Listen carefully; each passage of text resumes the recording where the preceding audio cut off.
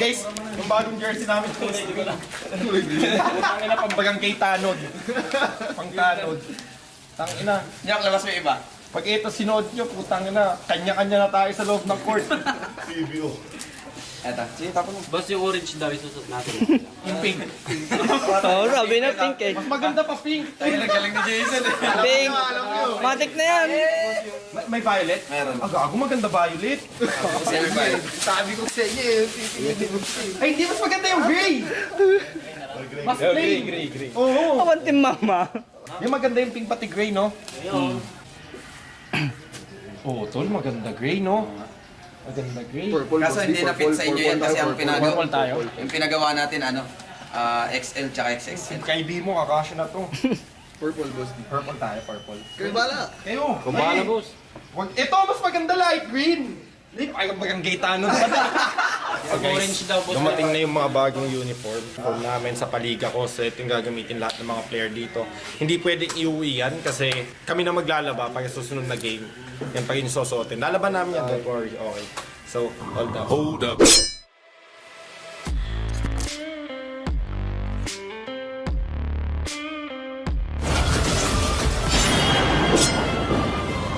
Dogs! Sige ni Jay, mag-i-stay pa ba dyan? Page 2. Mag-i-stay pa ba dyan? First thing first guys, pag alam nyo, okay.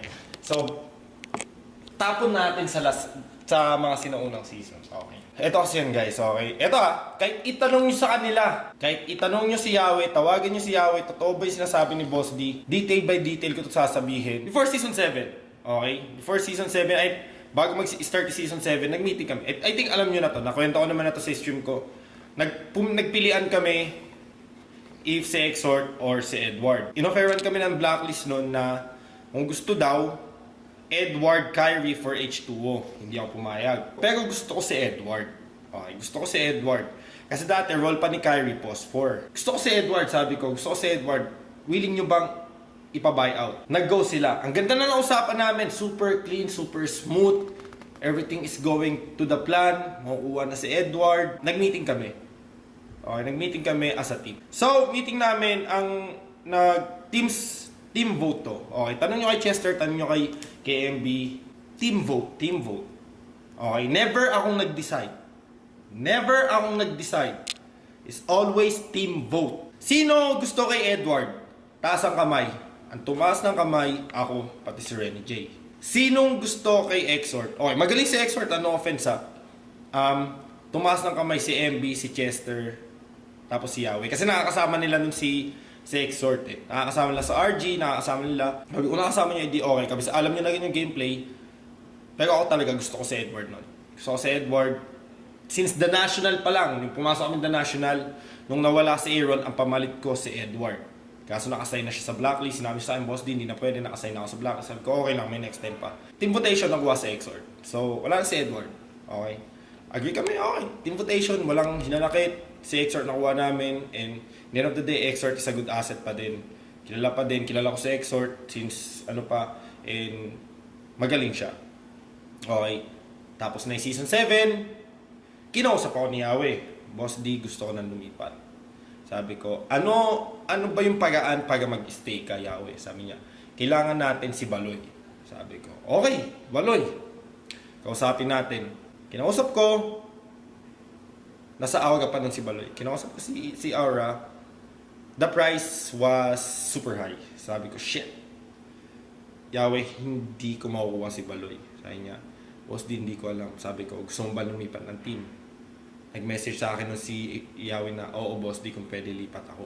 Birthday to ni H or ni Mika, nasa Bulacan kami. Ni Mika, H2.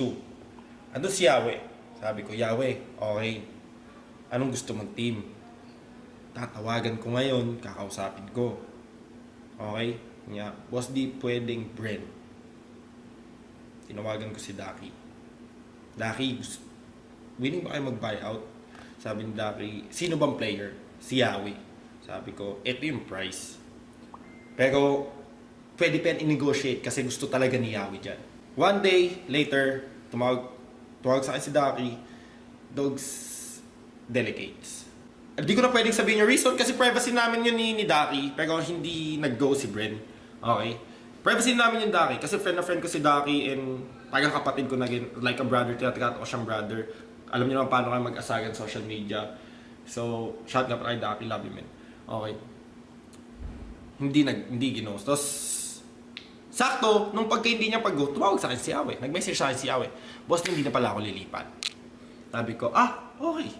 Pero kinausap ko si Yawe. Yawe, huwag ka mahiya. Sabi ko, wala. Sabi ko kay Yawe nun, Yawe, natatakot si Yawe. Okay? Natatakot si Yawe na lumipat kasi baka sabihin ko sa kanya, Yawe, pinasikat kita, may utang na loob ka dapat may utang na loob ka sa akin. Never.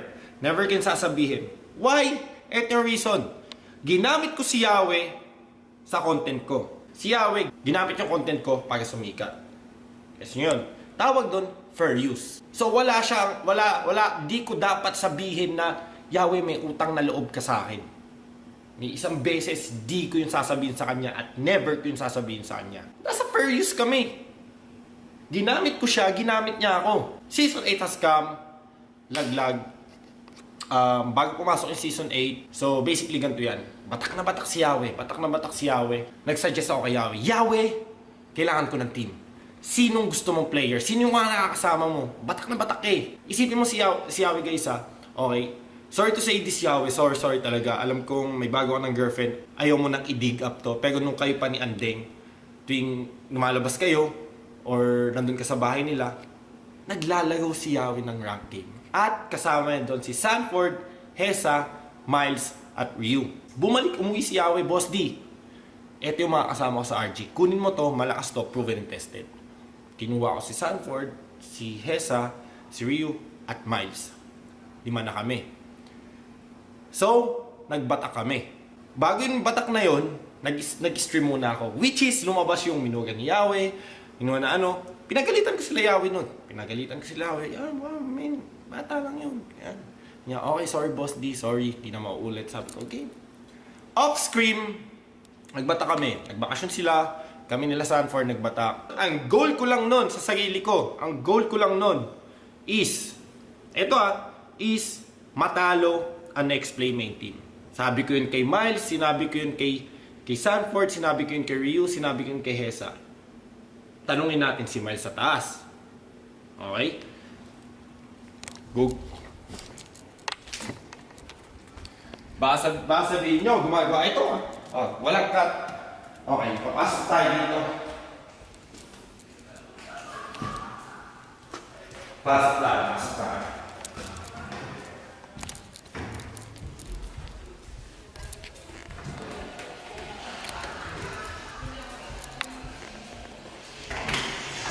Miles, sorry. Vlog ako. Pero nung time na nagbabatak tayo, kakampi natin sila Sanford. Pag nag-i-scream tayo against next playmate team, sino lagi panalo? Sino kalaban? Yung dati, batak na tayo. Tayo, di ba? Hindi sila nanalo. Sila Yawe. So, pero, eto guys, sinabi ko sa next play management na, wala yung dapat isisihin dito, wala yung isisihin. Sabi ko, ipapasok natin si Ryu, si Esa, si Miles, pati si Sanford sa lineup. So magiging 9 player yun. Gusto nila akong i-line up kasi pampahype. Sabi ko, okay, line up tayo. Kinausap ko si next play, the budget was tight. Sabi ko nun, okay, paano to? Kasi kabata ka nun ni Yawe, si Sanford, si Hesa, si Ryu, at saka si Miles. May time na rin nun na hindi na nagkakaintindihan si Rene J pati si Yawe. Sa game lang, hindi sa pakikisama nila. Magbe-best friend yung tatlo, H2, Rene J pati Yawe, magbe-best friend yan. Kung kulang na lang maghalikan yan. Pero sa loob ng game, iba kasi yung loob ng game. Guys yun, mainit dito sa baba tayo guys. Yun na, balik tayo dun. So, hindi nagkakaintindihan si Rene J pati si Yawe. Bam. So, ayun yung line up ko. If ever na pumalya, sila H2, Rene J, Yawe, Exort, at James. Kukunin ko lang si Yawe, ilalagay ko doon, ayun yung mas batak, ayun lalaban ko. But then it never happened kasi nga tight yung budget. Ayun yung sinabi sa akin. And yung lumang management pa yun na next play. Okay, fine. Sabi ko. So napasok doon si Sanford, Hesa, pati ako. So 8 players yun. Tapos sabi din ni Zico, Boss D, ipaglaban natin na ipasok yung 4. Kasi pag pumalya, ito yung mangyayari. Sabi ko, oo nga eh. Sabi ko, paano to? Sabi niya, kinuha namin na analyst si Midnight. At doon pumasok na si Midnight. Tapos nagka-bootcamp kami sa BGC. Set done, tapos 4th place kami. So mas maganda yung alam mo yun, yung naabot namin. 4th place, hindi kami top 6, top 7. Another day na 4th kami. So pagkatapos nun, di pa ako kinausap ni Yawi. Nag-MPLI. Tapos kinausap ko sa H2, H2, pahinga ka kaya muna. Sabi ni H2, okay lang boss, di, sige, pahinga ako. Ay ko, pasok tayo na ibang player. Inilagay ko sa tabi ni Yahweh kasi, yun nga parang iba na yung mindset ng bawat player. Tinanong ko sa H2, kung gusto mong pahinga, gano'n. Tapos, nag-decide na kami ni Zico nun. Pahingin muna kaya natin sa H2. Baka kasi na-stress sa lahat nagaganap. Ganon. Okay, pahinga sa H2. Pahinga din sa Kenny J. Pinasok namin sa Sanford, Yahweh, Kaizen, Hesa, si Hayes, Sir Hayes. MPLI, laglag kami, tapos natalo na. The day na nalaglag kami sa MPLI, kinausap ako niya. Sabi sa akin, Boss D, may kontrata ka ba may kontrata ka ba? Pero may pakita sa kanya kontrata. Sabi ko, sige, okay, lang. Pinakita ko sa kanya, kontrata na sa kanya. Kanya, Boss D, gusto ko na lumipat ng team. Sabi ko, okay, sige, okay. Pero nahiya sa'yo, nakakahiya ka si Boss D. Sabi ko, Yahweh, men, huwag ka mahiya, kagustuhan mo to.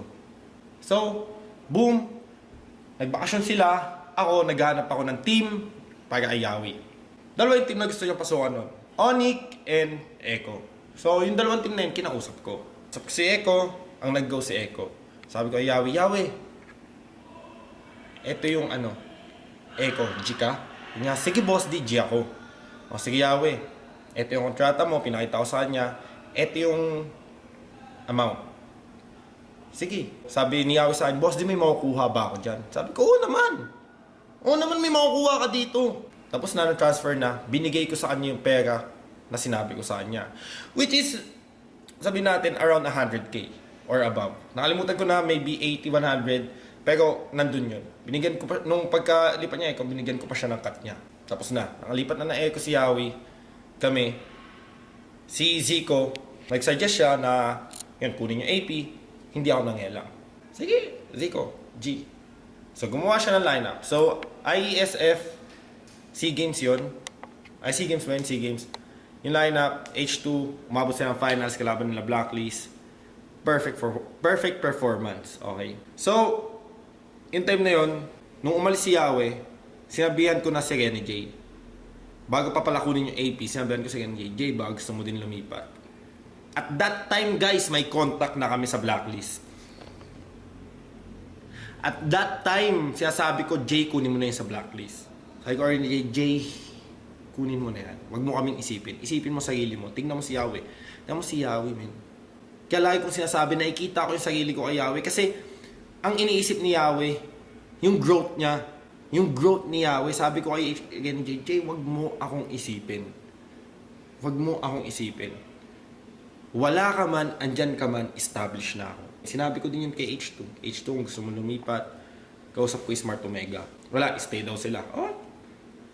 Season 9, and yun na. Bam, Season 9. Now, bakit hindi namin pinalago si H2 sa Season 9 playoff? Almost yung ending na. Kasi guys, to be honest, statistically, poor yung performance talaga ni H2. Napaka-poor. Pero pag pinawak mo siya na main hero niya, napakalakas. Kaso kasi, hindi yun makakalusot eh. For example, yung Ling, once na umupo dun si H2 sa bangko na yun, may isang ban at isang ban na Ling dyan. Lagi kay H2. So, si MP yung naging MP, bam. So yun na. Tapos na yung Season 9, nawala si Zico. So, ito yung offer ko kay Zico. Okay. Zico, kung wala kang mahanap na team, baka gawin kang coach na NXP 2.0. Sabi niya, sige boss, di pag-isipan ko. Or gagawin kang talent na next play. Ayun na kasi nakanda. Hindi yung sinabi sa akin. Hindi yung galing sa taas. Okay. Sabi sa akin ni Zico, boss, di in-offeran ako sa Burn X Flash. Sabi ko, Zico, kunin mo yan, men. Okay, kunin mo yan. Mas malaki yung value mo sa ibang bansa. Tapos, pag napa-champion mo yan, men, tataas value mo. Huwag mo muna isipin yung tao dito sa Pilipinas, isipin mo yung sarili mo, yung growth mo. Sabi niya, sige boss D, okay, punta siya, champion, okay. Sasabihin ko ba na dahil sa akin siya pumunta sa ibang mas? Hindi, never ko sasabihin. Decision niya, hindi of the day, decision niya ng tao sa buhay. Okay? Decision niya ng tao. I'm here to give advice. I'm only being realistic sa kanila. Sabi natin, kung ano yung nasa isipan ko, never ko silang, ay kasi ganito yan eh, kasi ganito yan, never. Kung ano yung nasa isipan ko, yun na yun. Never ko silang tatapakan sa pagkatao nila. Sinabi ko din kay Zico, Zico, step up tayo sa pagko-coach mo. Ang pangit. Baka doon mag-step up ka. Nung sinabi ko sa kanya, kasi dito lang pangit talaga ng pagko-coach mo. Baka doon mag-step up ka. Alam mo yun, sa kanya, hindi boss. Sabi ko, ito yung mga kailangan mo sundin, tol. Ito, binigyan ko siya, ito tol, ganyan, dapat ito. Sa kanya, hindi boss, di babawi talaga ako. Ay ko, sige tol, pakita mo sa akin. Tingin ko, growth mo yan, pag napa-champion mo yun doon, pag kinuha ka dito, yung sahod mong 15, 20, 30k, to doble yan. Kasi champion ka eh. Champion ka, nakatungtong ka sa M4. Yun, tapos, season 10 is coming in. Okay, season 10 is coming in. Eto na, si Renny J, may kumukuha ulit na team sa kanya. Sabi ko kay Dale, nakausap mo na. Sabi niya, oh, Boss D. Sabi ko, Renny J. Sabi kasi ni Renny J, Boss D, ayoko muna maglaro. Season 10. Sabi ko, okay. Nung sinabi niya sa akin, naghanap na ako ng way. So, chinat ko si Dilar. Sabi ko kay Dilar, ano plano mo? Sabi niya, hindi ko pa alam, Boss D, hintayin ko pa. Sige, message mo ako. Sabi ko sa kanya, message mo ako anytime. So, gusto ko talagang bilhin ng si Dilar. Gusto ko i-buy out si Dilar. Like, gusto ko si Dilar. As in. Ayun yung sinabi ko, nag-usap kami ng next play management. Di pa pala kami nag-usap nun. Basta gusto ko lang si Dilar mapasa akin. Sabi ko nun, Dilar, gusto ko tong kunin. Pag hindi nag-go si Renny J, ayaw na mag-pro, or na-buyout ng ibang team, si Dilar na lang yung kukunin ko. Bumalik si Renny J. Tinanong ko siya, J, may evaluation, individually. Sabi ng bago natin coach, sabi ko, GG ka ba? Sabi niya, oo boss D.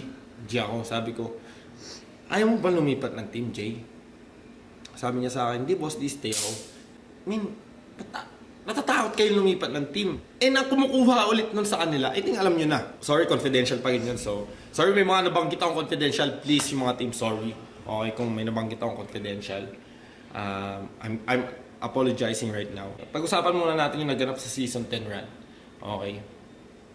Kasi ang daming nagsabi sa comment na pagka umalis ka dyan sa pag umalis si Renji H2 sa next play, mag-growth pa sila, mas lalakas pa, ganon. Sinabi ko na yun sa kanila.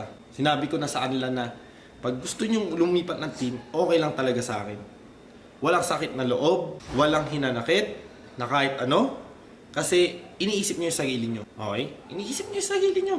Yung growth nyo importante kaysa mag-stay kayo sa akin. Kung sa iisipin man ng player, nasasabihan ko silang, oy, may utang na loob kayo sa akin. Ay, parang, oy, utang na loob naman. Wala. First thing first, fair use yun eh. Like I said, si H2, sumikat, di ba? Sumikat. Bam, sumikat si H2, sikat na sikat. Baka isipin ni H na sabihin ko sa kanya, wala kang utang na loob. Never kang sasabihin kay H2. Ang sasabihin ko kay H2, eto sasabihin ko kay H2. H2, fair use yun. Pinasikat kita. Bakit kita pinasikat? Kasi kailangan ko ng content. So, in the end of the day, ginamit kita. Now, yung kasikatan mo na pagbubus ko sa'yo, ginamit mo din yun. So, in the end of the day, naggamitan tayong dalawa. Tawag doon, fair use. So, wala dapat silang isipin na utang na loob kasi di na kailangan nun eh. Kasi, para sa akin, deserve naman nila kung saan yung narating nila ngayon. Kasi kahit ilang beses ko silang i-content, kung hindi sila magsisipag, hindi sila aabot sa pinagagawaan nila ngayon. Yes nyo yun? So, ayun yung reason. So, ngayon, this season 10, what happened? Okay, what happened? Ito na ata pinaka-worst. Okay. Ito na ata pinaka-worst. Okay. Tumawag ako kay nag-chat sa akin si Renny J, Boss D, ano plano? Tumawag ako kay Renny J. Baka mamaya sabihin ni Renny J, di Boss D, nagsinungaling ka kasi ikaw yung tumawag sa akin, isa ako tumawag sa'yo. Joke lang. Pero ako tumawag kay Renny J. Okay, sabi sa akin ni Renny J, Boss D, ito na yung pinaka-worst season natin. Sabi ko, Jay, tama ka. Sabi niya, tingin mo Boss D, saan tayo nagkamali? Sabi ko, Jay, nandun ka. Nandun ka, Jay. Sabi ko, Jay, nandun ka. Sinabi ko kay Coach, hindi mag-work ang 3 post 4. Now, hindi ko binabato kay Coach to. Okay, never ko tong binato or sinisisi isang tao. Pero, nagbigay lang ako ng advice. Ni isang beses, never ako nangialam. Nangialam ako nung season 6. pati Season 7. Why? Season 6, normal. Kasi ako nagbabayad ng bootcamp, lahat. Season 7, kasi ako yung coach nun. Season 8, never ako nangalam. Pinapagalitan ko lang sila. Focus kayo, ganyan-ganyan. Ano ba yan? Ba't ganito? Minomotivate ko sila. Season 9, isang beses lang ako nangalam nung kalaban Echo. Sabi ko kay Zico, Zik, please lang, bigay mo na sa akin yung draft sa Echo. Kanya, sige boss, di. Sa'yo. Sayong-sayo. Binigay sa akin ni Zico. Natuwa ako nun. And grateful ako. Nung playoff, ng season 9, di ako nangialam sa draft ni Zico or kahit ano. Nangialam lang ako doon, sabi ko kay Zico, Zico, do or die na to. Ipasok na lang natin sa H2O kasi nagtatay-tay na si MP. Sabi ni Zico, sige boss di. Bam, yun na yun. Sabi ko, Zico, pag ito yung binan nila, eto, kailangan natin makuha yung link ni H2. Kasi open yan. Alam din yun ni Zico na sa unang game ni H2, open yung link. Bam, na-open yung link. Nakuha niya, panalo. And yung sumunod doon, no idea na kami. Si Zico nang bahala doon. So, never ako nangialam. Pinapagalitan ko lang sila na more, practice more, do more, ganyan, practice, motivation. Minomotivate ko lang sila. Hindi ko pinapakialaman si Zico. Nakikipag-argument na ako kay Ola. Yung dati namin analyst. Tol, ba't ganyan yung draft? Sabi niya, hindi, ganto, boss. Sabi ko, nakikipag-argument ako. Parang may may pangagibat siya. Paano tol pag ito yung kinuha? Paano pag ito? Tingin mo gagano ba? Sabi ni Zico. Sabi ni Wala, ay boss, di pag ito yung kinuha. Ganun palagi ang bitawan namin. Argument palagi sa drop. Which is ganun din yung ginagawa ko kay Mitch. Argument. Para, alam mo yun, na matibay yung loob nila dun sa draft na yun. Solid tong draft na to, boss D. Solid tong draft na to. Ito ang season. So, anong nangyari dito? So, pasok tayo sa rotation week. Okay, pasok tayo sa rotation week. Rotation, ba't ako naglago sa blacklist? Okay. So, normally, ang lago ko is PNC, hindi sa blacklist. So, si Miko dapat yun ang maglalago sa Game 1, tapos sa Game 2, si El Piso. Game 1, what happened? Okay. Wala si Miko. And hindi ko to sinisisi kay Miko kasi family matters yun. Pero shit, wala si Miko on that day. Kinaumagahan, sabi ni Coach, Kap, ikaw maglalago sa blacklist Game 1. Okay, sabi ko, lasunin na lang natin. Kasi, first thing first, sabi ko kay Coach noon, Coach, hindi ko to nakakalago. Nakakalago ko lang dito si Kaizen, Lancy, ako. Tapos kasama namin si Lord JM, pati si Kuzen. Si Lord JM, pati si Kuzen wala sa lineup. Which is, sabi ko kay Coach noon, andun si Renny J, si Sir A, si Dale, ako, si Coach. Sinabi ko to kay Coach, Coach, wag mo na akong i-line up sa season 10, ipasok mo na lang si Kuzen. Sabi niya, bakit? Kasi, pag tatlong post-4, si Lancy kaya pa mag-tank. Mababalance yung team. Makakapag-practice yung second 5. That means ongoing pa rin yung process. Kaso, hindi na line up si Kuzen. Ginawa siyang project player. So, nangyari nun, kulang kami. Tatlo post-4 eh. So, may natenga na isa, which is El Piso. Pati si Lancy. Hindi ko na alam yung gagawin ko. Parang, putya niyan, nandun sila, nagpa-practice sila sa QC. Kami nagpa-practice. So, palitan kami ni El Piso ng game. 2 games siya, 2 games ako. Tapos si Kuzen, sabi ko, shit, mahirap to tol. Tapos kinuha niya si Renny J, pinatank niya si Renny J doon sa week season ng playoff. Nagtatank doon si Renny J. So kami, kulang kami ngayon ng XP. Tinawagan ko si Chad. Nasa QC kasi siya, Chad, wala ka bang kilalang XP? Kahit mediocre na lang. Di, boss, di may kilala ako. Top global ngayon, si JM. Tinawagan ko JM, taga, punta ka na dito sa bootcamp. Sige boss, sinundo nila, pinapunta dito. Screen. So, dalawa ng player ang kalago ko na hindi kasali sa team. Tapos si Renny J, gusto niya din talaga si Lord JM. Gusto niya noon pa kunin si Lord JM. Boss D, kunin natin si Lord JM, ganto-ganto. Sabi ko, wala na, gulo-gulo na. Hindi na natin mababago yung lineup sa MPL kasi nag-start na. Alam niyo yun? So, ngayon, masabi niyo excuse to. Okay? Ngayon, doon sa blacklist game, pinasok ako. Kasi wala si Miko. So, sabi ko kay Coach, kung papasok mo ako, ipasok mo na rin si Lancy. Kasi yun yung nakaka-practice ko eh. Ipasok mo si Lancy, si Kaizen, si Renny J. Si Don hindi ko masyado nakaka-practice. Sabi niya, Kap, isang game lang. Game 1 lang, game 2, si El Piso na. Sabi ko, sige. Ay, wala nang problema eh. Sabi kong ganun. Pero sabi ko nun kay Coach, eto yung draft natin. If ako palalagawin mo, eto yung draft natin. Ban natin Akay, ban natin Lolita, ban natin Digi. Kukunin natin Valentina, kukunin nila Faramis, pati Bea. Tapos tayo, hehelega na tayo doon ng draft natin. Pero at least yun, alam na natin kung ano ipipick nila. So, kinaumagahan ng blacklist, bago yung laban, binago niya yung draft. Ginawa niyang, promise, andyan si Mitch. Ginawa niyang, ginawa niyang Ban Diggy, Ban Lolita, Ban Matilda. Nag-first pick kami ng Akay. Sabi niya, first pick tayo Akay, kasi mamimili sila if Faramis or Valentina, tapos Bea. So, gagawin nila, Valentina Bea or Faramis Bea. Sabi ko, Coach, hindi yan. Nung SEA Games, nakaka-scream namin blacklist. Tangina, nagbabalentina panel yan. SEA Games pa lang, guys, nilalabas na ni Wise talaga yung Valentina panel. Di ko alam ba't di niya hindi pala na-open yung SEA Games. So, sabi ko, shit. Tapos sabi ko, Coach, pati si Venus, pati si Haji, gumagamit ng Valentina pati Promise. Either or, yung dalawa gumagamit. Sabi, hindi mamili yan ng isa. Sabi ko, Coach, pag kinuha na yung dalawa doon, hindi ko alam paano natin bubutasin. Yun, kinuha yung dalawa, Valentina Promise. Sabi ko kay Coach noon, Coach, sabi sa'yo, di ba? Sabi niya, okay lang. Sabi ko, tapos nandun na si El Piso. Sabi ko, si El Piso na. Sabi niya, kaya mo pa ba? Sabi ko, kaya ko naman. Sabi ko, kaya ko pa. Pero, si El Piso, sabi niya, hindi, ikaw muna. So, ako pinalago. Game 2. Nakuha namin yung pakito, nag-Natalia Jungle sila. So, sabi ko, saber na ako dito. Tapos, gusto ng team, pati ni Coach, saber, si KZ. Sabi nila sa akin, kaya mo ba magpakito tank? Sabi ko, no choice na ako eh. Kaya naman. Sabi ko, kakayanin ko. Tangina, no choice na ako eh. Andito na tayo, team decision eh. Pakito tank. Ayun yung lumabas. Now, this season, tapos na yung season 10, wala akong sinisisi doon. I think, naging problema yun ng buong team. Mag-sorry ako kay H2, kay Mika. Kasi doon sa nangyari na sabi ko sa stream. Okay. Kay H2. Na, nag-funny na, talo na ata to. Okay. Nung nag-funny sa H2, nakita ko yung rotation niya. Doon ko sinabi na, talo to. Why? Ito Naka-image. Sa buong practice ni H2, every scrim, in one day, may 12 games kami guys. 12 games.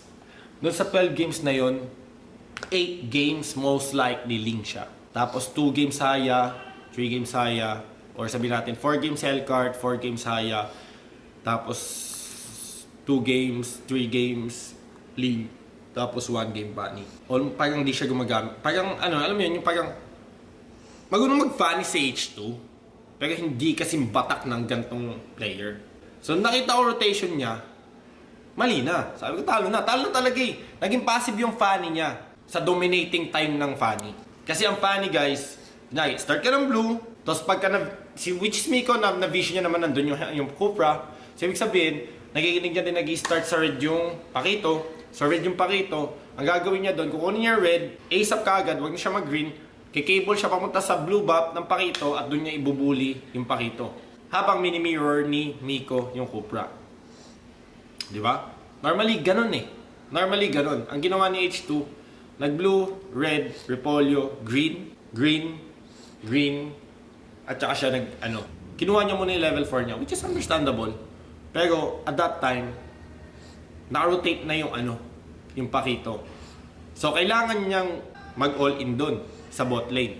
Which is andun yung Cupra. May hirapan siya. Kasi sa level 3 niya, level 1 pa lang yung Cupra. Correct me if I'm wrong. Or level 2 siya, level 1 pa lang yung Cupra pag nakuha niya yung blue buff. So, ang skill lang ng Cupra is second skill. So, pagka bumitaw na yun ng second skill, yung cooldown ng second skill is 8 seconds or more. So, natin 7 seconds or more. So, once na bumitaw yun ng second skill, may 7 seconds siya mambuli. So, ayun, dun ko nasabi na, shit, talo na to. Pagkatapos nun, nag-usap kami ni Coach, Coach, ba't mo pinagamit ng funny si H2 na super pinakamahirap na gamitin guys is yung funny. Okay, pinakamahirap na gamitin is yung funny. Tapos ayaw niya paggamitin ng Akay, Barats na Pindot Gaming. Yung mas madali. Sinabi sa akin ni Coach, hindi kasi masyadong magaling si H2 sa ganyan na hero. Ang sabi ko, Coach, mas mahirap yung funny, mas madali yung Akay. Basic lang yun eh. Bago ko yung sabihin kay Coach, kinausap ko sa baba si H2. H2, ba't di ka nag-Akay? Hindi boss, di yun yung drop sa akin eh. Sabi ko, putang ina, gagamitin mo yung napakahirap i-snowball na hero, may mas madaling hero. Ayun yung drop sa akin. Kinausap ko si Coach. Hindi ako nangingialam. Kini-question ko lang. Kailangan mo questionin eh. Kasi parang, saan nagagaling yung drop na yan? Saan nagagaling yan? Ayun yung sa akin. Ayun yung side ko guys. Now, pasok tayo dito sa pagkatapos ng Season 10. Now, si Renny J. Back tayo kay Renny J. Si Renny J lilipat ba? Nag-usap kami kahapon ni Renny J. Okay, eto yung sinabi ko. At alam to na Renny J. Sabi sa akin ni Renny J, boss, di ano plano mo? Sabi ko, Jay, ikaw, ano plano mo? If gusto mong pumunta ng Blacklist, Jay, go lang. Sabi niya, hindi boss, D. Sabi niya, hindi boss, D. Gusto ko kasama ka. Gusto ko nandito, nandyan. Tayo magkasama. Sabi ko, Jay, wag mo akong isipin, Jay. Please lang. Sabi ko, isipin mo yung sarili mo. Tulad ng sinabi ko kay Yahweh, isipin niyo yung sarili niyo. Isipin niyo yung growth niyo. Mindset ba? Mindset. Pero sabi ko kay Renny J, isipin niyo yung sarili niyo. Jay, hindi ka mag-grow kung mag-iisip ka may isip mo pa ibang tao. Sabi niya, hindi boss, di gusto kong kasama kita. Sabi ko sa kanya, Jay, baka iniisip mo kasi sabihin ko sa'yo na wala kang utang na loob pag lumipat ka. Sabi niya, yun na nga. Parang yun na nga, sabi niya sa akin. Sabi ko, Jay, wag mo yun isipin. Sabi ko, Jay, yung mga ginawa ko sa inyong content noon, pinasikat ko kayo. Fair use tawag doon, Jay. Ginamit mo ako, ginamit din kita. In the end of the day, win-win situation tayong dalawa. So kung gusto mong kumawala, papayagan kita. Hindi ko ipapamukha sa'yo na wala kang utang na loob. Wala kang utang na loob. Never ko yung sasabihin sa'yo. Never, ever ko yung sasabihin sa'yo. Kasi buhay mo yan. Hindi kita pipigilan. In the end of the day, kung saan ka masaya, doon ako masaya. Ang sabi sa akin again, Jay, okay boss D, sa'yo na rin nang galing. Kasi natatakot lang talaga akong sabihin. Jay, go for it. Lumipat ka ng team. If you think na mag-grow ka sa ibang team, grab it. Sabi ko sa kanya, no season 8 pa lang sinasabi ko na sa'yo. Niya, oo nga boss D. Yun. Mukhang paalam na Renny J. Pero tandaan mo rin, Jay, para sa ito, Jay. Okay, para sa ito, alam mong mahal na mahal kita. Lahat ng tao dito, mahal na mahal ko, men. Lahat na punta sa bootcamp, mahal na mahal ko. Naging comfort zone nyo ako. Kailangan nyo umalis sa comfort zone nyo. Okay? If you think something is not working out at yung pwede lang is lumipat kayo, H2.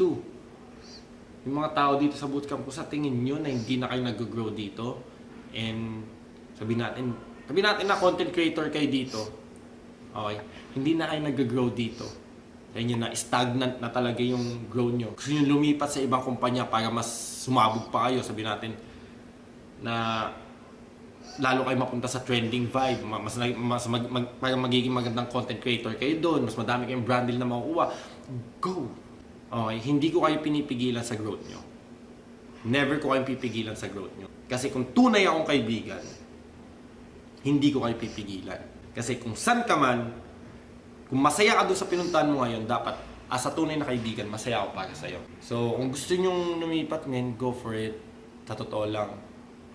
Nakausap ko na rin, Renji, nakausap na kita. So, yung decision mo, go mo yun, men. Huwag mong isipin. Huwag niyo ako isipin.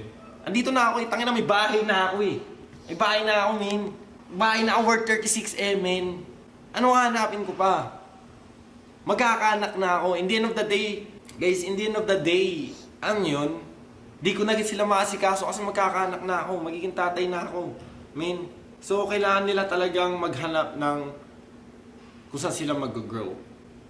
Tingin ko yun lang. Kung si H2 gusto niya lumipat, go H2, men. Kung saan ka masaya, men. So, supportahan ka namin. So, para sa akin, guys, nakausap ko na si Renny J.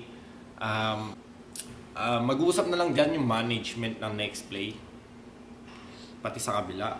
If ever tuloy man yun. Kasi wala na akong power doon. Okay? Kasi wala na akong power. Hindi ako nangingalam sa kanila na yun. Ba't di ako pupunta sa MPL? For the past few nandito ako, guys, nagpa-practice ako. Inaasikaso ko yung bootcamp dito, inaasikaso ko yung team dito. Alam niyo yun, gusto kong pumunta doon. Kaso anong gagawin ko doon? Di ba? Buntis yung girlfriend ko. Dito, nakapagdago kami. Pagpupunta ako doon, paano yung player dito? Nga, tulala. So gusto ko pa rin tuloy-tuloy yung gumagalaw pa rin. Alam mo, parang may sistema pa din sa bootcamp. Okay. So yun. Sa akin lang, yun lang, guys.